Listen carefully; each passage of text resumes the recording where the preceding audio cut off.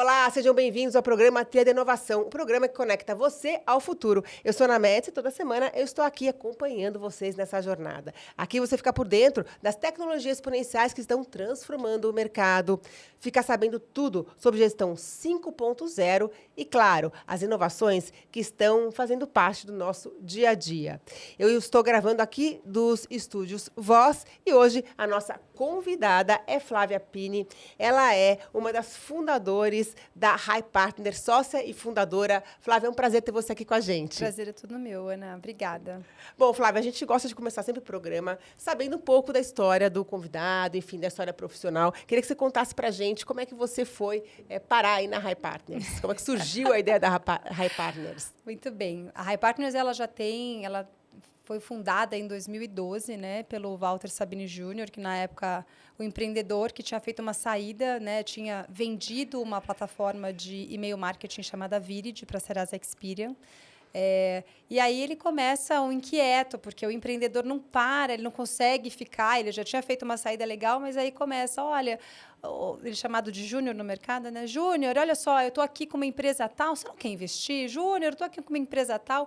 E muita gente do networking dele, pessoas com quem ele já tinha trabalhado, até o próprio CTO da empresa que ele tinha vendido, e ele começa, então, a investir nessas empresas ali como quase que um investidor anjo, né? Uhum. Mas quase que cofundando, porque eram empresas ainda na ideia, e ele ajuda a tornar isso realidade. Eu entro no momento em que eu estava também querendo empreender. Eu tinha trabalhado no mercado financeiro durante 7 anos. Apesar da minha formação ser em publicidade, eu caí no mercado, me apaixonei pelo mercado financeiro, coisas que eu nunca tinha imaginado que eu viveria, e eu vivi lá. Então, eu trabalhei em corretora, depois eu trabalhei em gestora, e aí depois eu tinha migrado para era um spin-off ali da Globo, né, que chamava GEL, uma empresa de eventos proprietários, e que uma unidade era de eventos de mercado financeiro. Um deles era o Expo Money, em que eu trabalhava para esse evento. Só que aí eu saí e falei, quer saber? Acho que eu vou empreender. Porque como a minha formação é marketing, eu vou começar a fazer uma assessoria de marketing. Todo mundo me pedia, quero logo, quero isso, quero evento, quero PR, quero não sei o quê, e eu nunca monetizei. E aí, nesse momento, né, eu conheço o Júnior, e aí ele estava precisando exatamente desse serviço que eu tinha imaginado prestar para essas startups, que na época nós nem chamávamos de startups, eram as empresas. Mas você já namorava com ele, não, nessa época? Já. Ah, então, eu vou namorava. contar aqui o segredo. Então, o que aconteceu? Eu namorava com ele quando eu estava na GEL. E aí foi quando a gente se casou. Eu saí da GEL em agosto, nós nos casamos em setembro. E aí eu fiquei com essa cabeça de vou montar meu negócio. E aí, em janeiro, ele começou na HiPartners, que não chamava HiPartners, tinha um outro nome, que era um nome da holding, no fim, que ele queria só para segurar esses investimentos. E aí, ele vai e começa a rotina dele. Eu falo, gente do céu, eu preciso correr atrás, porque não dá, eu trabalhei a vida inteira, eu não tenho como ficar. E, na época, não tinha muito essa coisa do home office, de você ficar em casa, então isso me incomodou muito. E aí, eu tinha conseguido um primeiro cliente para fazer essa assessoria de marketing, e até falei, bom, vou trabalhar de casa mesmo. E ele fala, olha, eu exatamente nesse momento estou investindo numa empresa, que era a Precifica, na época, do Ricardo Ramos, que era o CTO da antiga empresa que ele teve, que vendeu. E a gente está precisando exatamente do que você faz. A gente precisa de identidade visual, a gente precisa fazer um site, a gente precisa contratar assessoria de imprensa, fazer PR, a gente precisa... Enfim, você consegue ajudar? É isso que você quer fazer? É isso que você sabe fazer? Bom, é isso que eu quero fazer. Vou trabalhar com o marido, né? Caso e trabalhando junto. A gente fala já que nós temos ali a vida dupla, né? A vida dupla. Sócios na vida, no trabalho, mas uma sociedade que, graças a Deus, dá muito certo, com muita admiração. Então, a gente cofunda a HiPartners, eu crio esse nome HiPartners lá atrás, e ele aceita, porque também o outro nome era tão ruim que HiPartners não era qualquer outra opção, mas era melhor do que aquele nome, mas a gente cria justamente porque a gente achava, e a identidade do que a gente já queria criar era algo que fosse para ser muito friendly, para trazer parceiros, para trazer, enfim, pessoas com quem a gente quisesse Agora, trabalhar. no início da HiPartners, porque a HiPartners é um fundo que é especializado em retail techs, né? Sim. Que são startups voltadas, com soluções voltadas para o varejo. Isso. No início, ele já nasceu com esse propósito ou vocês mudaram, pivotaram o negócio? Como é que foi essa transição? Ele não nasceu com esse propósito. Na verdade, nem era um fundo. Começou como um venture builder, que era... vou mergulhar, vamos fazer essas empresas crescerem juntas. Então, o que a gente fez no primeiro momento? Criou um ambiente, um coworking, e todas as empresas que a gente investia, mesmo de forma ou minoritária ou majoritária, eram empresas pequenas, a gente colocava para trabalhar todo mundo junto, porque nós compartilhávamos do espaço, do comercial, do administrativo, do jurídico, porque quem sabe, quem está empreendendo, começando, sabe que não é fácil. Não. Então, a gente dava esse primeiro apoio e mergulhava muito no business, né? O Júnior tem um background muito na parte do digital, que foi... Mas vocês funcionavam também como uma espécie de aceleradora, Era então? a gente colocava grana, mas não era uma grana... Era no cap table mesmo. Tá. Então, era dinheiro do Júnior, Tá. envelopado de high partners no cap table da startup. E a gente fornecia toda essa estrutura, né? Então, era um diferencial que a gente fazia, porque o Júnior é empreendedor, não conseguia não colocar a mão na massa. Então, ele falava, cara, eu estou aqui ajudando o empreendedor, estou mergulhando no negócio, mas não tinha uma tese definida. Mas ele olhava muito para os business em que ele já sabia, ele, enfim, entendia um pouco dessa parte mais do SaaS, da plataforma SaaS, do digital. E era onde estava o networking dele. O que acontece é que, em 2000 mais ou menos 15, 16, uma das empresas que ele cofunda lá, que ele investe, é a FX, que é uma empresa de monitoramento de fluxo para loja física e shopping center. Então, é um IoT que ia nessas lojas e tal, para fazer como um Google Analytics faz para o site, essa plataforma, essa solução faz para a loja física. E aí, a gente entra num dilema, porque, na época, o digital e o físico eram completamente apartados. Ele falou, eu não conheço ninguém do varejo físico para poder acelerar essa startup. Então, não é como eu ligar para o fulano, ligar para o ciclano que eu conheço. Eu não conheço ninguém do varejo físico. E aí, ele começa a se envolver muito com a turma, na época, da ABF, que poderiam ser os possíveis clientes dessa solução. E ele começa a ter problemas, ver os problemas estruturais. Como é que você vai colocar um IoT numa loja que nem tem internet? Como é que você vai ter o dado de fluxo real time, se você não tem nem infraestrutura. E aí a gente começa a se envolver muito com a ABF. Nesse momento, nesse ano, já em 2018, estava acontecendo a primeira delegação da BTR Varese, que é o Alberto Serrentino e o Eduardo Terra, para a China. E aí o Júnior fala, vou embarcar nessa viagem, porque eu quero ver o que está rolando na China. E também foi uma recomendação da Cris, que era a atual presidente da BF na época, e falou, Júnior, vai, entende um pouco como é que vai funcionar, vai ser legal, acho que... E ele se enfia.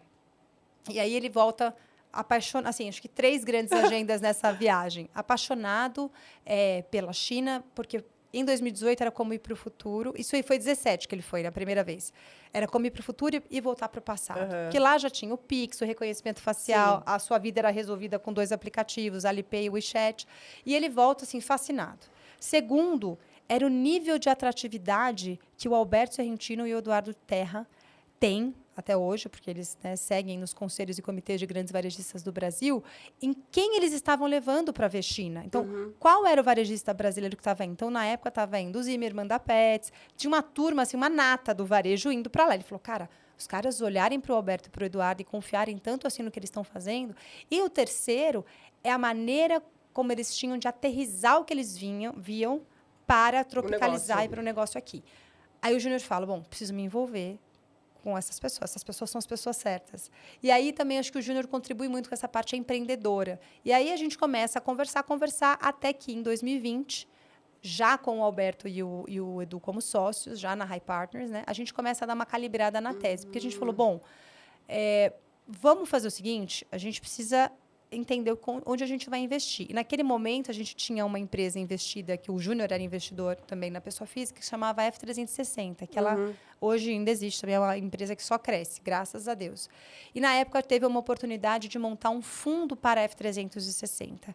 E foi o nosso primeiro momento como VC, de não ter só dinheiro próprio, mas sim buscar no mercado. Então, foi em 2020 que vocês fizeram essa transformação. Foi. E aí, calibra a tese. Bom, fizemos um primeiro fundo. Na época, nós não éramos gestores ainda. A gente fez uma parceria com a Rix, que é do Gustavo Heuberg, do Rodrigo Heuberg e do Gabriel, que são os 3 irmãos. E aí, a gente faz esse primeiro fundo, capta dinheiro, porque a gente entendeu que, poxa, a gente tem um super... Porque qual que é o valor, né, Ana? A High Partners, para explicar... Por que a gente é um VC especialista em varejo? Primeiro, os sócios estão imersos no varejo. Então, Hoje eles se sentam, se a gente pegar e somar, então é o Alberto Serrentino, o Eduardo Terra, o Quiroga, o German Quiroga, o Júnior e tem o Stark.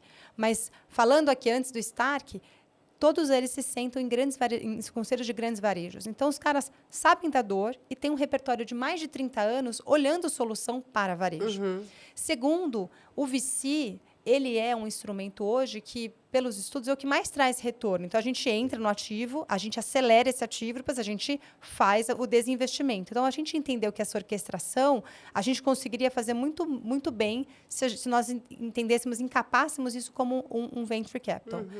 Porque a gente tinha como originar, como acelerar, e o próprio ecossistema é onde a gente poderia desinvestir. Sim, exatamente. Que é onde a gente, no fim, ganha liquidez. E aí, o varejo, gente, é 1/3 do PIB do Brasil. 1/4, acho que 1/3 ou 1/4 do PIB do Brasil. Ou seja, qualquer solução que você coloque num varejista, seja para incrementar uma receita, ou seja, para diminuir uma despesa, você está gerando impacto na economia real. Então, e a margem é muito apertada. Então, a gente falou, caramba, a gente tem acesso, networking, repertório, e a gente agora só faltava um instrumento. E aí, a gente montou o VC com esse foco. E hoje, quantos investidores tem? Hoje são mais de 80. Mais de 80? 90% varejistas, grandes 90%, varejistas, 90%. Não tem que ser varejista para ser investidor. Não tem que ser apaixonado pelo varejo. E a gente tem. Mas, assim, sempre tem alguma veinha ali, né? Não tem jeito. E eu acho que esse é um diferencial. Óbvio que a gente ainda está com uma oferta aberta, o fundo está captando, é um fundo que tem aí um tamanho de 100 milhões de reais para investir em torno de 12 startups até março de 2026. A gente já investiu em 5. A gente tem um objetivo ainda de continuar na captação até que a gente encerre aí esse objetivo que é de 100 milhões. Então, até o final do ano, a gente deve estar com essa captação aberta. Mas, o que acontece? A gente quer, óbvio, encher o pote com a captação, mas a gente também quer trazer repertório. A gente quer trazer capital intelectual. Além do capital financeiro, né, do dinheiro, quem investe hoje na High Partners? Quem, de fato, ou tem o varejo acreditando no setor como, cara, eu vou investir porque eu acredito no setor, ou eu sou um cara que tem uma atividade primária muito relacionada com varejo, sou um varejista, ou sou um provedor para o varejo, ou é uma pessoa que, de fato, ela quer contribuir, ela tem muito para contribuir ali no nosso negócio. Então, hoje a gente tem, você conhece bem o Raul Biscoitê, a Gabi Balgarte, o Márcio Corruian, enfim, o Yunis do Mercado Livre, o Eugênio Desagotes, que é da RD. São pessoas que trazem muito mais do que dinheiro ali para o fundo. E elas estão elas não estão só interessadas no ganho de capital. Existe um transbordo de inovação. Quem está no fundo não está só interessado em quanto que aquela startup vai dar de múltiplo, mas está interessado em quanto aquela startup de fato gera impacto e resultado no varejo quando ela é bem adotada. E para fechar, que acho que é uma coisa importante, a gente não investe em nada que a gente não teste. E esses investidores, eles acabam sendo um grande parque de testes para nós. Entendi. Então, quando o cara chega lá e diz assim, eu estou aqui na Cobasi, a startup chega lá, eu sou um cara de logística e estou na Cobasi. A gente tem um acesso na Cobasi e diz assim, como é que esse cara está aí? Fala, não, essa startup fez uma POC aqui, tem 3 anos, o cara não rodou. Ou, não, está indo super bem, olha, acho que vale a pena vocês olharem melhor para ver se investem ou não. E se o cara não está rodando em nenhum lugar, a gente vai e pode colocar ele para testar. E dizer assim, o Derila, da Cobasi, conseguimos colocar aí esse cara para rodar, a gente entende que já é um cara funcional, está em outros players, mas a gente gostaria da sua opinião. E ele, o CTO, um CDO, pode nos dar legitimidade sobre a adoção dessa tecnologia. E hoje, qual que é o perfil de startups que vocês investem? Quer dizer, qual que é um pré-seed, é um seed, é um série A? Como é que vocês estão em relação a aportes? Qual que é a tese nesse sentido? O nosso olhar é para pré-seed até série A. A gente tem um range até que grande, né? Com cheques aí entre R$500 mil até R$5 milhões. A gente hoje, até então, nós não lideramos as rodadas. A gente sempre segue como follower. Mas hoje a gente já entende que dá para a gente ter algumas lideranças de algumas startups que a gente até está olhando agora. A gente mais olhar para seed, até para seed, acho que é o nosso target, são empresas de estágio seed, 40% do portfólio está reservado para isso, 20% do portfólio reservado para a série A e os outros 40% reservados para follow-on, que é quando eventualmente uma nova rodada vai acontecer e a gente quer acompanhar. Para que essa decisão seja tomada, que a gente sempre fala, né? Uma startup vem lá, a gente tem um super funil. Para você ver o tamanho, né, Ana? A gente hoje olhou, desde março de 22, mais de 1.200 startups. Nossa. Nós investimos em 5. Então, assim, é um funil realmente que assim, vai, assim, isso não dá 1%, acho que dá 0,6% na conversão. Então, é muito trabalho para a gente conseguir espremer. E a gente tem sempre 2 comitês de investimento, que é um para validar a tese. Então, antes de olhar os financials, a planilha, se essa empresa... Não, vamos olhar o que essa solução faz. E a gente leva para o comitê. Aí o comitê vai dizer assim, faz isso, aquilo, provoca e tal. E aí, na unanimidade, pô, legal, esse cara, se ele de fato fizer o que ele está falando que faz, a gente passa ele para uma próxima etapa, que é um outro comitê, que aí a gente vai abrir o armário e ver se tem esqueleto dentro, vai entender, e aí vai várias bruxas de lá. Exato, e às vezes sai. E quanto tempo demora esse processo, mais ou menos? A gente acha saudável namorar pelo menos uns 6 meses com as startups. Por quê? Porque é o tempo que a gente tem. Quando ela já está operacional e já está rodando, já, enfim, a gente tem um tempo de maturação. Ligar e dizer, ó, como é que esse cara está aí? E a gente, às vezes, para fazer uma diligência né, de você começar uma primeira reunião até um closing, você tem um tempo de diligência que dura aí pelo menos uns 30 dias. Então, são uns 5 meses entre, vamos entender se esse cara vai para outro varejista, não vai, e depois a gente investe. Quando esse cara não está numa empresa, ou ele gostaria de estar, a gente acompanha a venda, o onboarding, a integração, a entrega. Então, o range mesmo ideal é que o namoro dura 6 meses, que inclusive é o que a gente fala do nosso fluxo de chamada de capital. Bacana. É mais ou menos semestral. Só para quem não sabe, a diligência é quando você faz uma análise da startup, enfim, tanto judicial quanto de números, tudo, né? Você vai olhar, né? Os founders, enfim. Você vai abrir, por exemplo, exatamente. E assim, tem empresas muito legais, tem startups incríveis que chegam lá, mas que a gente tem vários problemas crônicos, assim. Às vezes, a empresa é incrível, mas tem um valuation mega exacerbado. Tem um cap table, não está saudável. Às vezes, o cara, que é o principal cara da operação, tem uma participação pífia dentro do negócio. Fala, gente, se perder esse cara, acabou a empresa. Não tem contingência, né? Às vezes, está muito ainda... tem diversas coisas que são dos critérios que são além da tese. Que é nesse segundo momento da gente fazer essa due diligence, que a gente chama, que a gente vai olhar para isso. Então, a gente gasta muito tempo validando tese e, obviamente, depois tem coisas que você consegue consertar. Então, vamos aumentar a participação. Que dá para consertar o quê? Que dá, porque o que não dá para consertar é o core do negócio. Se o core já entra errado, a gente fala, cara, já não dá, entendeu? Então, já vocês olham bastante os founders, como é que é essa... Porque tem muitos investidores que, aliás, vários que eu já entrevistei, que falam, olha, para mim, o time assim, o primeiro colocado ali quando eu vou escolher uma startup. Vocês também têm esse olhar ou vocês têm um olhar mais 360 nesse sentido? A gente tem 4 pilares.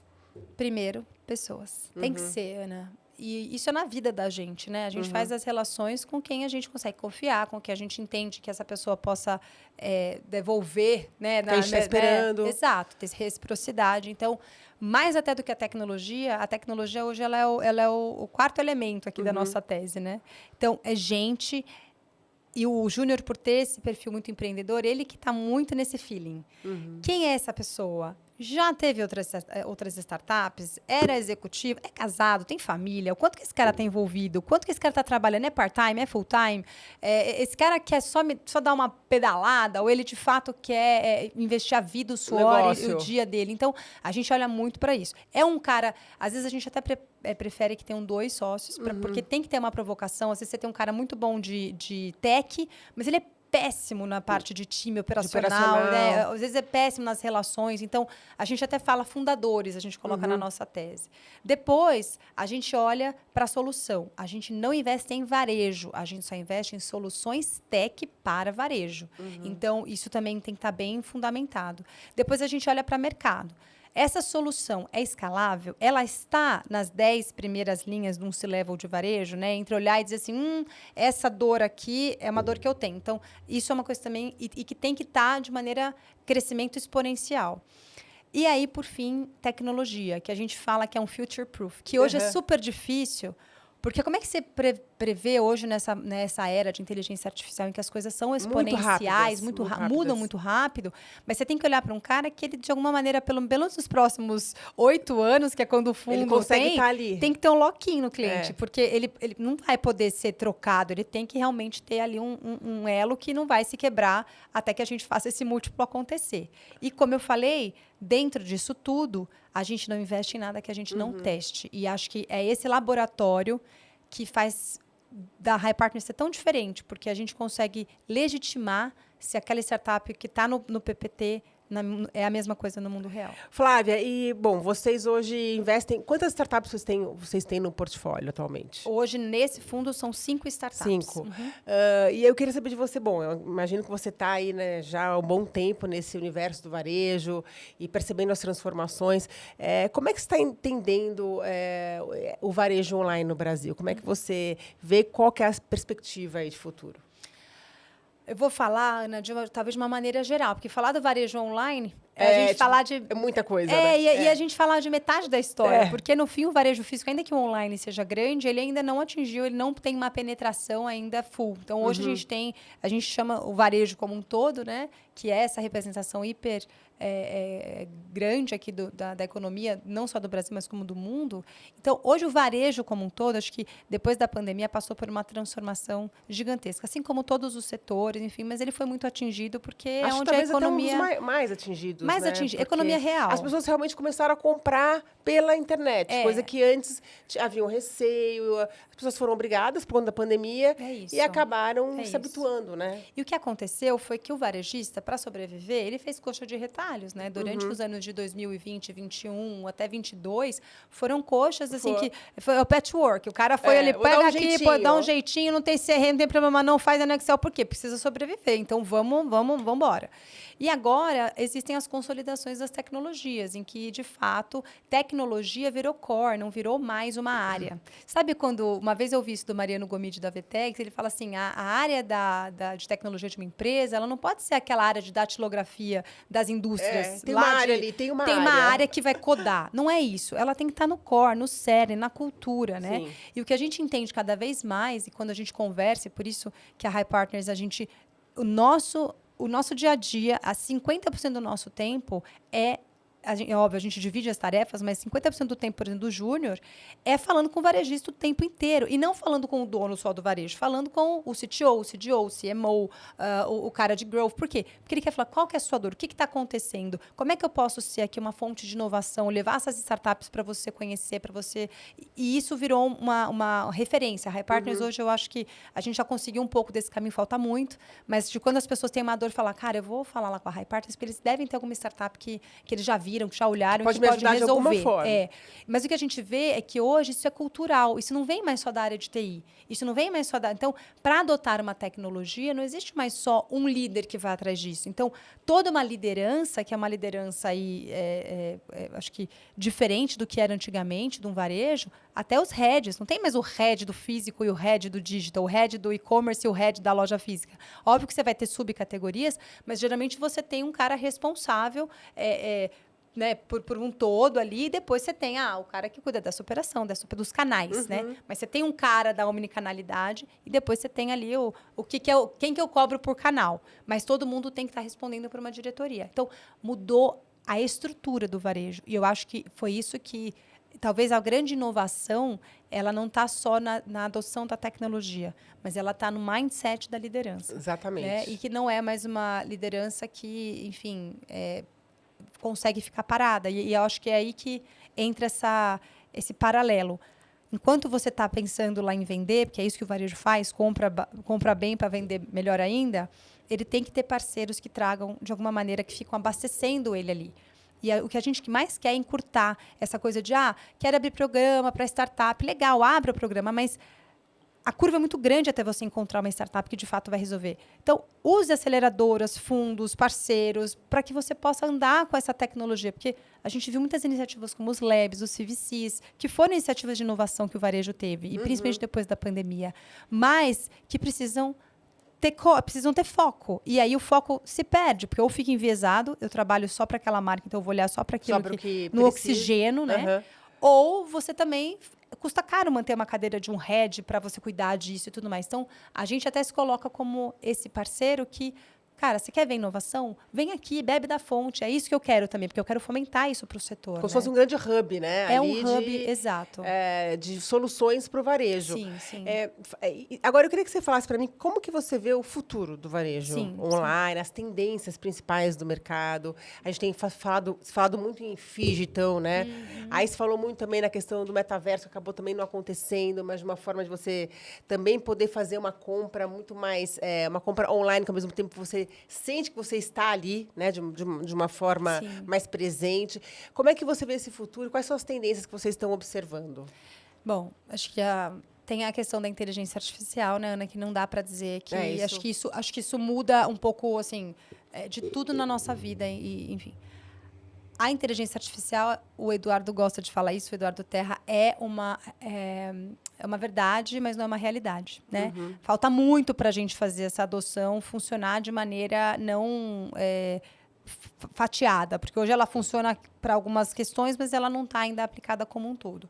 Mas é óbvio que isso vai mudar completamente a maneira como as empresas vão trabalhar, porque vai trazer um nível de eficiência, vai trazer uma exponencialidade de uma maneira que a gente nunca viu. Então, a gente tem cada vez mais buscado, no nosso ponto, startups que tenham IA embarcadas nas suas soluções, porque a gente acredita que o futuro é sobre isso, né? É sobre você poder ter ali, por exemplo, a gente tem lá a Aravita, que é uma das nossas investidas. Então, imagina que frutas, legumes e verduras é o que leva a frequência para o supermercado. Como é que você compra hoje? Como é que o comprador do supermercado faz isso? Ele faz a ordem de compra. Ele olha para o passado e ele vai falar, vou pegar uma projeção, vou jogar aqui para frente para ver o quanto que eu compro. Tá, mas e aí? E a safra? E o clima? E a cadeia? E o fornecedor? E isso é humanamente impossível você jogar no Excel. Então, o que a Aravita faz? Ordem de compra perfeita, para nem faltar e nem sobrar. E aí ele te entrega para você comprar aquele produto por SKU, enfim, produtos frescos. É isso, é você cada vez mais ter tecnologias que vão ser cada vez mais hiperpersonalizadas para atender dores e fazer coisas que humanamente realmente não são possíveis e que vão trazer isso de uma maneira escalável para ou criar mais uma linha de margem ali de receita e tal, ou para tirar grandes linhas de despesa do varejo. Porque hoje o varejo tem uma margem hiper apertada. E qualquer coisa que a gente corte, ou qualquer coisa que a gente inclua, a gente está trazendo impacto para a economia real. Então, eu acho que a IA é uma das coisas, e tem várias tecnologias, dá para falar de várias, né? A gente tem, mas acho que a hiperpersonalização também cada vez mais, né? A gente tem novas receitas vindo para o varejo, como a retail media, por exemplo, que é uma coisa que tem sido falado, mas que na verdade parece que é algo muito velho colocar um nome novo para isso, porque é o varejo poder monetizar essa audiência, que é a audiência que vale ouro. Sou eu e você que somos... o novo ouro, né? O novo petróleo, é a audiência. Isso, porque hoje é isso. Eu consegui entregar para a Ana, mas eu sei que a Ana tem uma filha, que ela é casada, que ela é jornalista, enfim. E eu consigo conhecer a Ana em todas as suas esferas, em todos os seus canais de compra. Então, cada vez mais, o quanto que eu puder ter conveniência e ter não é assertividade, mas uma coisa certeira, né? A oferta certa, na hora certa, para a pessoa certa, acho que cada vez mais é isso. Porque o que o varejo quer no final do dia é vender. E vender bem. Não é vender muito, é vender bem. Porque o vender muito, às vezes, também não é tão bom, né? Nossa, o que você falou bate exatamente com o que eu conversei com o Fernando, né, da Privalia, que é CEO da Privalia. Ele falou exatamente isso, que eles estão à procura, quer dizer, que eles estão investindo muito nessa questão do conhecimento, assim, da venda de para um mesmo, de você conhecer o consumidor de forma profunda e entender realmente todo o perfil dele para poder fazer essa venda e cada vez mais através de inteligência artificial, de, enfim, tecnologias que ajudem a fazer isso. Tirar esse atrito. Tirar esse atrito. Eu quero receber uma oferta. Flávia mãe, Flávia empresária, Flávia que gosta de correr, o tênis, enfim, eu quero receber essas ofertas, mas para você me dar essas ofertas, você precisa me conhecer. E muitas vezes, por exemplo, uma coisa básica de um CRM, que eu acho que falha, e aí é fácil falar do lado de cá, mas é difícil, eu sei que é muito difícil fazer do lado, né, de quem está desenvolvendo, por exemplo, você vai num aplicativo de shopping ou na farmácia, vamos na farmácia, que é onde todo mundo ali é identificado, né, você tem, é igual ao supermercado, e tem uma alta frequência. Gente, eu vou lá, aí fala, qual é o seu CPF? Eu falo do meu marido, óbvio, porque eu quero juntar a pontuação num CPF. Porque se eu ficar lá mandando uma pontuação... Nunca pensei nisso. Eu faço isso. Então, quando eu vou, eu não fico jogando no meu, ou ele joga no dele. Sim, eu falo, quer dizer, mistura o CPF. Acabou. Aparece tinta de cabelo o Júnior compra... É tipo isso. Então, barba. Ninguém vai saber que ele que eu, na verdade, estou me passando por ele. Qual que seria uma solução? Faz uma árvore ali, né? Sim. Quem que tá ligado nesse grupo familiar? Então, familiar. Eu tenho filhas, né? Eu tenho uma filha de 8, uma filha de 4 anos. Quer dizer, elas têm necessidades diferentes das minhas. E eu posso ser impactada por ofertas que são enviadas... já deu uma ideia de business. Isso. Pra quem quiser... você ter uma... E isso não tem. Então, quando a gente pensa em coisas muito mirabolantes, e isso, óbvio, não é fácil de fazer, de desenvolver, mas não de coisas pirotécnicas. É para resolver o básico, que é essa árvore. Vamos fazer um grupo familiar? Você está num grupo familiar ou você é uma pessoa que não tem? É aquela ideia, como ninguém pensou nisso antes? Como ninguém pensou. Uma coisa, às vezes, simples, que pode transformar Que no fim do dia, Ana, quando a gente pensa numa solução como pessoa física, a gente fala, qual é o nosso sonho de consumo, né? Eu acho que essa passa por isso. Acho que foi o Zimmermann que falou, que não é foco no cliente, é o foco do cliente. Quando você põe o óculos do cliente, exatamente, você fala assim, cara, como é que eu queria que fosse a minha vida quando eu chegasse na Pets para comprar? Eu queria chegar, eu queria poder ter um lugar para eu, sei lá, o meu pet tomar água, eu queria ter alguém que pudesse pegar a ração para eu não pegar o peso, eu queria ter alguém para entregar a ração na minha casa assim que eu precisasse colocar no meu carro, porque eu não tenho carro. É pensar, é o foco do cliente, é ter esse olhar. E eu acho que para o cara que desenvolve a startup, às vezes a gente pega caras muito apaixonados pelo negócio e você fala assim, cara, mas pensa você, aplicando a sua solução, pensa assim, você está resolvendo de fato uma dor genuína? Isso daí é aplicável? Do ponto de vista de preço, você acha que alguém pagaria, o varejista pagaria para ter você ali? Valeria a pena o que você está cobrando pelo resultado que ele vai ter em troca? Quer dizer, não se apaixonar pela solução e pelo problema, mas sim pelo problema, né? Você se apaixona pelo problema. E a gente vê muito empreendedor apaixonado e às vezes até perdendo oportunidade. E fica cego. Que é natural, ainda mais os caras techs, que eu são acho que super é um processo profundos. muito de aprendizado também, né, para o empreendedor. Para todos nós, né? Eu acho que é você realmente se colocar nos sapatos de quem vai utilizar, né, a sua ferramenta. Sim. E não no que é o melhor para o seu negócio ou para a tecnologia que você está desenvolvendo. Então, isso é bem interessante. Flávia, a gente falou muito aqui de China, e você acabou de falar que seu marido acabou de, acho que, voltar, né, de retornar da China. Você tem algum exemplo ou algum tipo de business que vocês enxergam na China que ainda não existe no Brasil e que vocês estão de olho aí como um futuro próximo aí no varejo? Ana, a China, ela é um mercado completamente diferente daqui, porque eles não tiveram um legado analógico, né? Eles já passaram do nada para tudo. Não tinham nada e, de repente, todo mundo virou digital. E faz muito sentido, porque 1,4 bi de gente, eles precisavam ter coisas que ajudassem na eficiência ali do dia a dia. O que a gente vê muito, e que a gente trouxe uma inspiração da China, a gente até tem uma investida disso, que é a Payface, né, de reconhecimento facial lá. A China como um todo, você tem um reconhecimento facial para todas as coisas, os pagamentos, a segurança, isso tudo está muito intrínseco na cultura da população, mas também existe um governo, né, cujo o comunismo também ele tem ali um poder e ele tem uma grande influência, e, de fato, os negócios... Por exemplo, uma questão de privacidade. Não se tem essas leis de privacidade, são diferentes. Então, você cai num ponto legislação que é muito diferente de lá. Mas, olhando do ponto de vista de tecnologia, o que a gente mais... Na verdade, a China passou por uma disrupção muito grande em questão do varejo. Então, as empresas de last mile, eles têm lá o Rama, que tem um supermercado a cada quarteirão. Por quê? Para entregar em 15 minutos para você um Craig lá, uns caranguejos gigantescos. Pode ser vivo, pode ser morto, pode ser feito, pode ser... Os caras, assim, eles queriam, na verdade, resolver a sua vida. Você vai no supermercado, aquelas esteiras, aquele pedido perfeito que sai em 15 minutos está na sua casa. E aí ter esses pontos de distribuição, esses centros de distribuição, que é o cara da bicicleta, né? E isso veio para cá já. Hoje a gente vê o last mile super difundido no Brasil. A gente também tem uma empresa Graças a Deus. Que aí eu entrego, exatamente, que é o cara. A gente vê que hoje isso funciona por aqui, pelo menos nos grandes centros, e cada vez mais chegando nessa... Então, as primeiras vezes que a gente foi isso. Era, nossa, a logística é super funcional, o pagamento super funcional, a questão dos live commerces muito funcionais, mas porque lá o mercado também é um pouco diferente, né? Hoje, a China está muito focada em tecnologias de medicina. Muito, por conta do Covid, porque eles cresceram. Então, hoje você tem lá o aplicativo que você tem a consulta, o remédio, a prescrição, tudo que você quiser, você faz pelo aplicativo.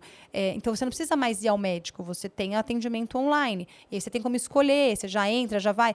E aqui também cai numa questão de legislação. Hoje, a farmácia aqui, ela tem diversas questões que ela precisa cumprir. Ela foi ter vacina, foi ter exame recentemente, né? Coisas que a Abrafarma foi lá num ativismo e conseguiu vencer.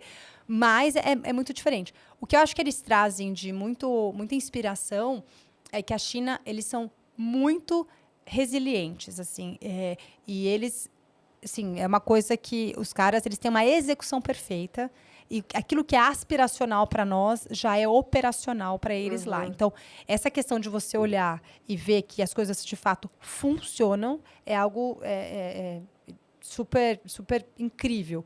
E só voltando para a sua pergunta, até porque eu fui e voltei, mas então o que a gente viu muito lá? Live commerce ainda muito forte, né? Mas muito assim, um live commerce, não um live commerce, completamente integrado. Omnicanalidade geral. Em todo lugar. Em tudo. Então, lá você anda na rua, você vê as pessoas fazendo live no meio da rua. Porque lá é isso. O canal deles, então, eu tô aqui, eu tô vendo a live, eu clico no produto, eu já sou levado pro carrinho, não sei o quê, já tá lá, chegou na minha casa. Então, assim, eu não preciso sair, vlogar, blá, blá, blá, não. É tudo sem atrito e funciona. A questão lá da logística lá é super funcional, funciona incrivelmente bem.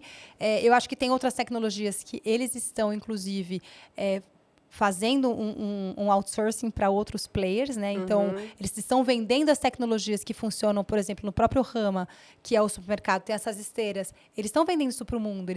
Você vai para uma NRF, tem empresa chinesa vendendo... É outro lugar que eu sou louca para NRF. Ano que vem eu vou. Vai, todo ano. Eu acho que é um evento que não precisa ir todo ano, porque não é uma mudança disruptiva a cada ano, mas eu acho que é um evento importante para você respirar um pouquinho ali, principalmente do conteúdo, do que tem.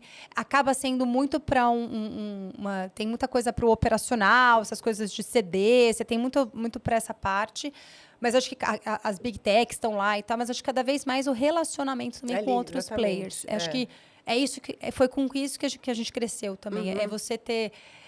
Tá ali com a oportunidade. É o poder do networking, exato. Né? Tá com a oportunidade, você tá ali com outro varejista falando, me conta mais e tal. Vamos ver junto isso. O que você acha disso no Brasil? Eu acho que essa troca, ela é tão rica. É gostoso fazer isso, né? É uma delícia. Eu acho que é o mais gostoso. É muito gostoso. Flávia, bom, a gente está chegando ao fim. Eu queria que você, primeiro dissesse quem tem uma startup aí que é voltada para o varejo e que queira aplicar na HiPartners, como funciona. E eu queria também que você terminasse dando uma dica, né, para quem aí tem uma ideia e quer tirar do papel, porque essa é a maior dor, às vezes, do empreendedor, né? Sim. É tirar uma ideia da cabeça, um projeto do papel e colocar em prática. Sim. Então, essas duas... eu queria que você falasse sobre esses dois temas aí. Então, vamos lá.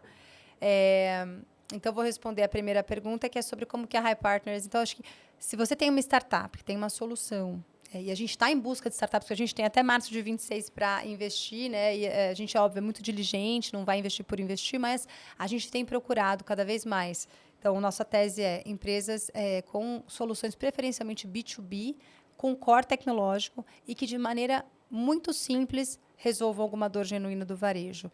É óbvio, né, que a gente quer coisas no plug and play, a ponto de escala, isso parece um mundo perfeito, mas eu acho que se você entende que é algo que você tem, que a sua startup tem, é isso que a gente busca. Fundadores que são apaixonados, sim, pelo que fazem, mas também pessoas que aceitam ter essa provocação, a parar de arestas, que eu acho que é importante. Então, são esses os empreendedores e as startups que a gente busca.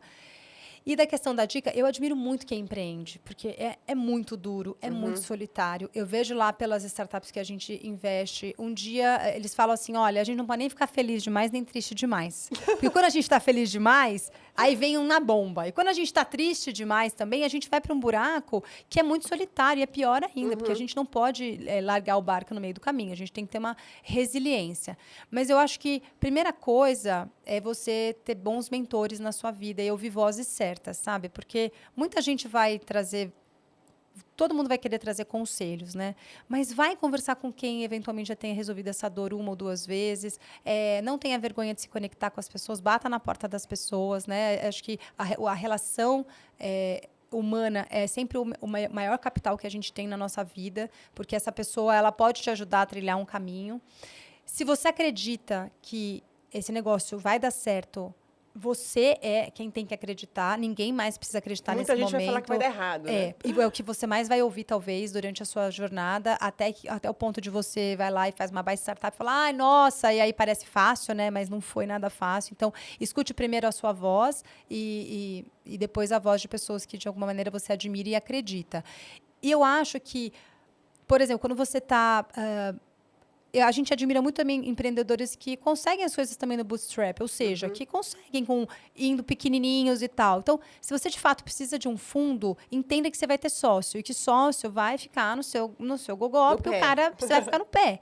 Então, para você escolher um sócio, escolha pessoas que compactuem com os seus valores, né? E que agreguem coisas que você precise, porque nem todo fundo ele vai agregar da mesma forma. Todos eles vão colocar dinheiro, mas existe um smart money que acho que é esse que é o melhor. Então, eu não tenho a menor noção de governança, eu queria ser mais mentorado, eu queria tal.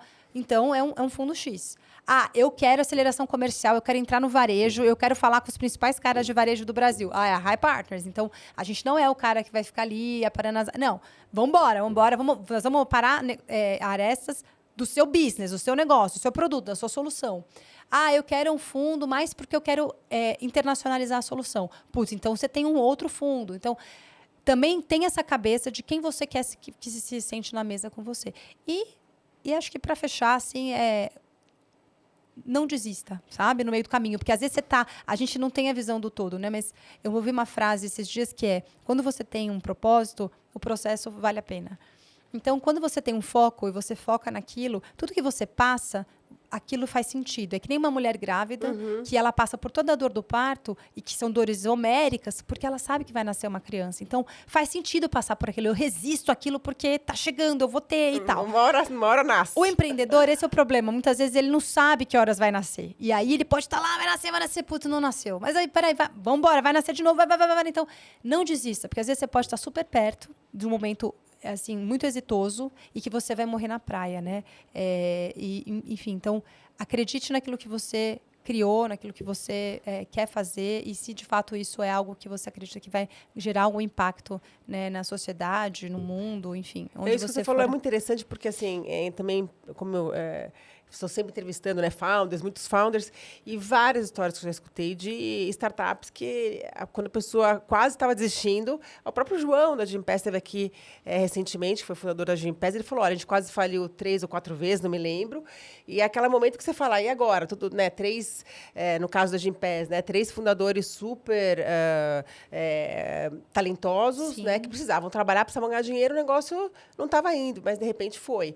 Então, é justamente isso, a resiliência, né? Que é importante. E, assim, acho que uma coisa importante é ter humildade também, porque óbvio que você tem que ser um cara que acredita em você, que faz, né, que acontece, que tal, que você tem que ser meio louco, às vezes, porque ninguém... Eu falo, o Júnior, ele é empreendedor, ele é uma cabeça...